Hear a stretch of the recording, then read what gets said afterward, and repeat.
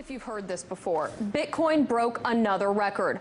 Thursday, the digital currency topped $4,500 in trading, which means it's doubled in price in the past month alone. That's huge. And since the concept of cryptocurrency is still so new, many people see growth like this and want to compare it to a fiat currency, wondering when the bubble might burst. Cybersecurity expert John McAfee says this type of thinking is a mistake. He joins me now. John, why do you think the word bubble cannot be applied to Bitcoin? Well, first and foremost, Bitcoin is not a fiat currency. It costs over $1,000 to create a Bitcoin today in electricity and computing costs. Second, the value of Bitcoin is linked to the number of users and the number of transactions. It is not a speculative investment, even though it is being used as such by many people. As the Bitcoin network grows, the value of Bitcoin grows. As people move into Bitcoin for payments and receipts, they stop using US dollars, euros, Chinese yuan, which in the long term devalues these currencies. So what you're seeing is more of a currency devaluation than a bubble in Bitcoin. As more people use it, it has more intrinsic value. And again, the cost of producing a Bitcoin increases with the value of the Bitcoin. So this is not something that we're pulling out of thin air. This is something that's created with massive amounts of electricity and computing power. Well, someone who disagrees with you on the term of bubble when it comes to Bitcoin is Mark Cuban. Back in June, he tweeted, "I think it's a bubble. I just don't know when or how much it corrects." When everyone is bragging about how easy they're making money, that equals a bubble. Now, when he tweeted that, Bitcoin dipped in price. So how can one person's random Twitter thread have that effect on the price? And what does it say about Bitcoin's stability?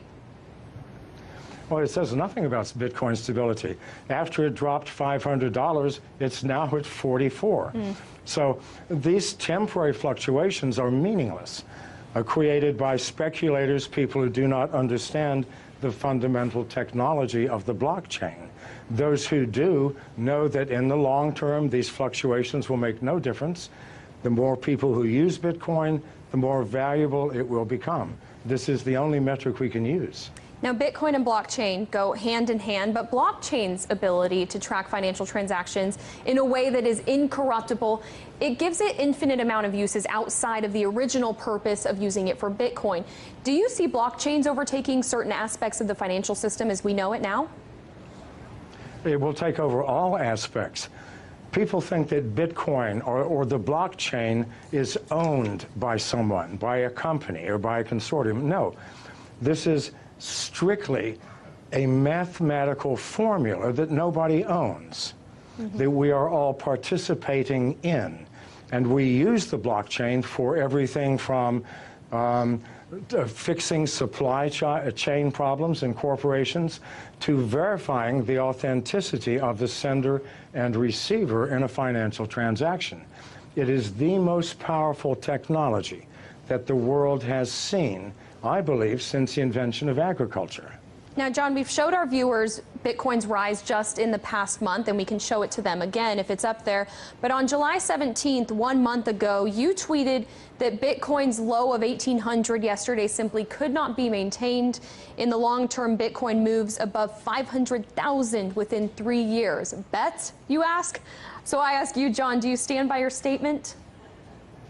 Well, keep in mind, as Bitcoin grows and grows in value, other currencies, national currencies, are going to decline. So the advantage to using Bitcoin, the advantages are huge. If I do a wire transfer, it'll take me 24 hours. If I do a Bitcoin transfer, it takes me 30 seconds. It is instantaneous. I know people who do not use any other currency now other than Bitcoin. They buy their houses, their cars, everything using Bitcoin by connecting to other users who sell the things that they need. As more and more people use this, what will happen to national currencies? They will obviously devalue. They have to. So that 500,000 includes a massive devaluation in the US dollar. which absolutely has to come if Bitcoin continues to grow at its current rate. Well, it's certainly a community effort, and the Bitcoin community and for other cryptocurrencies, it's only growing. John McAfee, founder of McAfee Incorporated, thank you so much for your thoughts today.